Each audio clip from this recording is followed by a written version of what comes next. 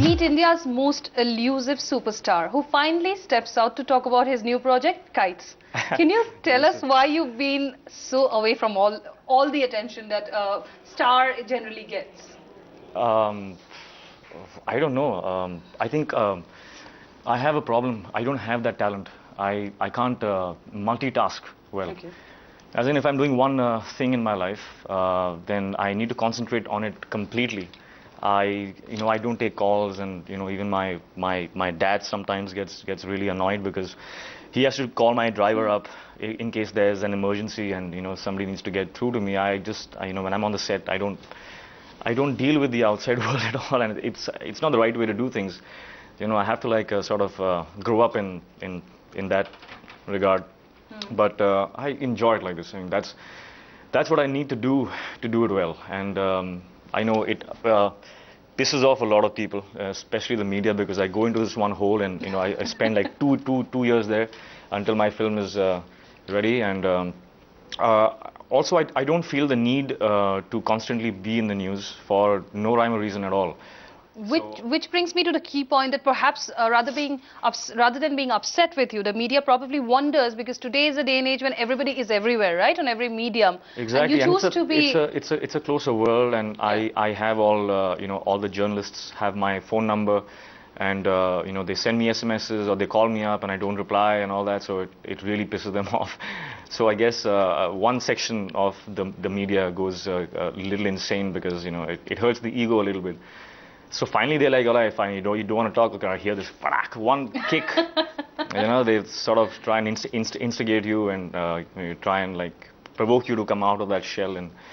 But I mean, I can't really bother, I can't. But since you look at it as instigation, have you been upset with the media No, I'm not. Not at all? Never, because I understand how it works. And they have tried to sort of attack me personally. They've attacked my film. And all that, but I knew that there are only two things that the people can say. They can either say the truth, or they can say lies. If it's the truth, it's the truth. I don't need to react. And if it's lies, it's lies. I don't need to react. Either ways, that's what you believe in. It's just simple. I mean, that's what's wrong with the world. People get provoked very, very easily, and that's what causes all kinds of wars in this world. You don't. I'll give you an example. It's like I'm walking with my dad, right? When I was like 14 years old, say, for instance, and we are in a crowded place, and someone from the crowd shouts that "Arey uska baap to taklu hai." Oh, yeah. Why? Oh, yeah. Wait. That's what I don't understand. He is calling my dad bald, right? Normally, you would expect the son to go farak. Yeah. But I say, what? Why? That's so silly. You're only getting provoked. He is saying that my father's bald. I look at my father. I say, yeah, I like him like this. He is a taklu, and he looks fantastic. He's never looked better than this ever in his life. I look back and I say, yeah, it's fine, and move on.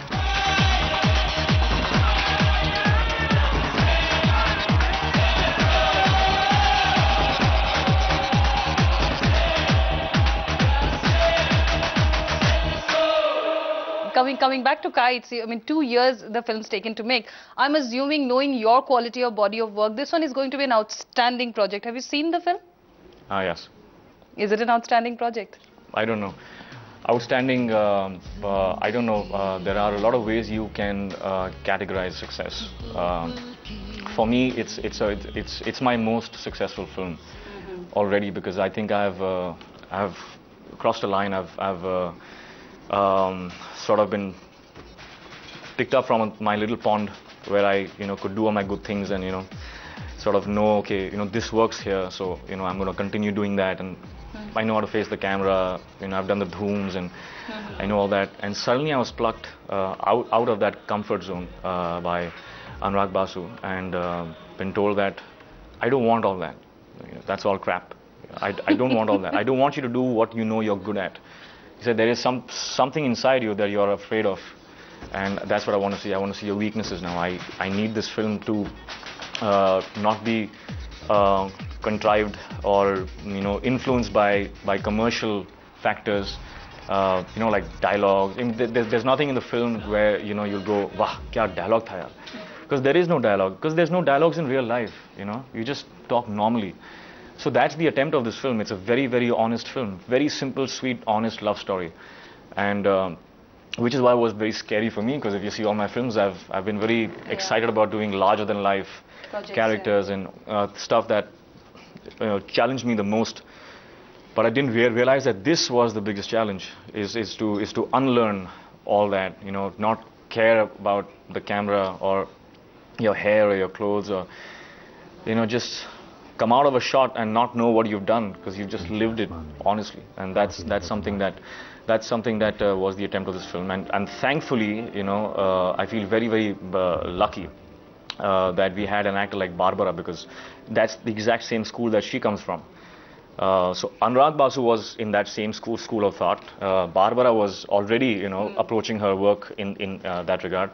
I was the odd one out. Even Kangana, she's not a city girl. She's this mountain girl. She has this abandon about her. She's got the spirit. So she's also very spontaneous.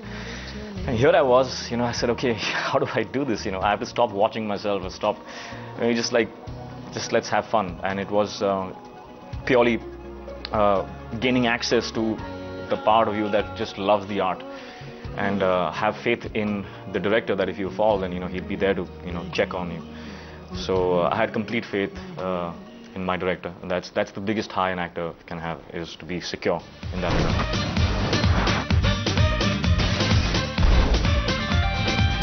Por supuesto que no he robado antes. Es mi primera vez. Spanish बोल के मेरा दिमाग खराब कर दिया. Everybody go! 1 million. What's wrong with you?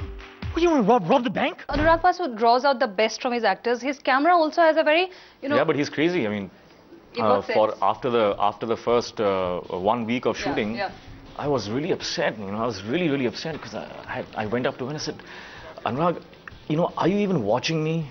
Are you okay? Am I doing okay? Because I'm not saying anything to me. So he said, that's why I'm not saying anything to you, because you're doing okay. So I was like, okay. So, the way he works is that he is not looking for a performance. He's not looking at playing to the gallery. So there's no, that's a shot, man. My God, they're going to look at this and they're going to go crazy. What an expression. See those eyes. And no, it's just real. This is just, we're playing a part. We're playing a life. The character is being brought to life, and he's played out a moment. There's nothing to cheer about that. There's nothing to clap about that. It's just real. If you're not real, he'll ask you to just feel it more, and wait for you to just get comfortable and get into the zone. And sometimes, I mean, we were so spontaneous that we never followed the dialogues. The dialogue sheet was just thrown out the window. And he said, okay, this is the point A, this is where you have to start, and this is point B, this is where the scene ends. How you get from point A to point B is your problem. And that's what it did was that every single shot that we took, every take was different than the previous one, because we were just, going with the flow.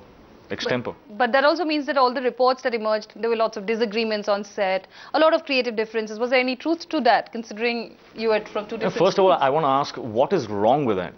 Nothing. That's exactly what I'm saying. How can you have 4 heads working on a project, right? And not have 4 of them have different suggestions at different points of time, and attempt to convince the other people of the team that I think this is the one we should go with.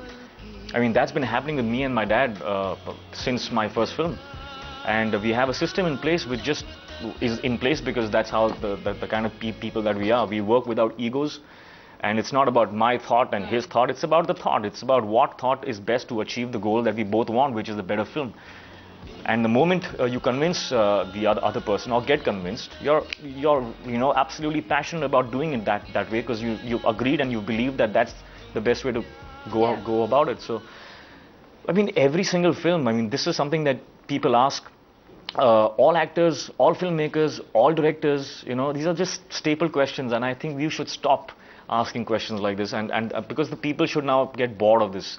they'd be bored of this because I mean the same questions. It's like, when it comes to you, perhaps they're not bored of anything that comes out of a set. But you've also you've learned half a language. I mean, you've picked up Spanish for the film, and you're working with an actress, Barbara, who's not at all from our school of cinema. So was that a very refreshing experience? Yeah, absolutely. I mean, I'm very, as I said, very lucky to have had an opportunity like this, to have, you know, entered somebody else's headspace about, you know, what this work is about. All the actors who we worked, all the technicians that we worked with from the West, everybody's you know, approach was so refreshing, you know, and it was so energizing, and it just filled me up. It was enlightening. I think that's the right word. You know, I'm an enlightened man now. After Kites. So what is the one day from set that you remember the most? One incident that stayed with you the most? Oh, my memory is, you know, it sucks, but I can't remember a particular interesting enough story just like that. But every day was incredible. Every day was. Every day was so challenging that it made my heart beat faster, and every day was satisfying because we accepted a challenge every single day and accomplished it. So I could sleep well at night.